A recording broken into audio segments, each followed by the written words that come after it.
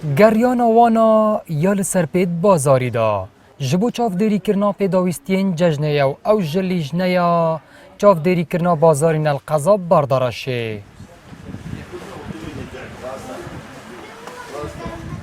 بهور گلی او یه کوالتی و بهای هر تشتی دفکرن جبو کو درفتین قرخ کاریه دهم بر تفروشاران دان نهیلنو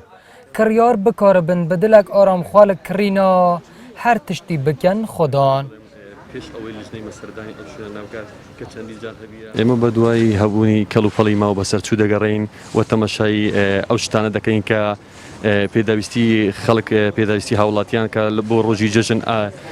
بیکڕن جلوبەرگە شیرینیە چەرەزاتە بە نرخێکی گونجاو بێت و ئەو شتانە هەموو شتیش تەندروست بێت و ماوە بەسەرچوو نەبێت بەدەستیان بگەیت. لسر کارو ارکن وان لیجنان بازاری دا حوالاتین که کریار قستانا و بازاری کرینه دنه دیار کرن که به حبونا وان جوره لیجنیان او دکارن با آوایک لزگین ترخواه جهر پیتویه که بکن خودان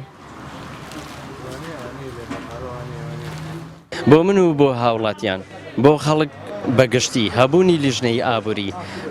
زۆر گرنگە بۆ ئەوەی هەم کەلوپەلی ماوە بەسەرچوو نەدرێت بە خەڵک و هەم قوڕخکاری لە نرخیش نەکرێتن بۆ ئەوەی ببینین شوێنێک نرخێکە و لە شوێنێک نرخێکی ترە هەبوونی ئەو لیژنانە لەگەڵ لایەن بۆمە گرنگی هەیە لە بۆ هاوڵاتیان چکو ئەگەر لیژنە هەبیت دوکانەکان و جملەکان هەمی بەخۆ ئاگاداری خۆ دەبن لە ئەوەی خۆ دەرناچن لە ژێر تعلیماتەکان دەڕۆن پێوەناسن لە تعلیماتی ئەویدان ڕای بۆوان دەربچن. دگل هاتنا هر ججنوبونهک آینی و نتوی ایدی حوالاتی بکوم سردانا ناوا بازاریت کن جبو کوکه کلتورک پیتوین خوین ججنه بکرنو اوه هنه هن جاران دست فروشاران داده بیت درفتک جبو انجام دانا قرخ کاریه آری حسین کردستان 24 قضا باردارش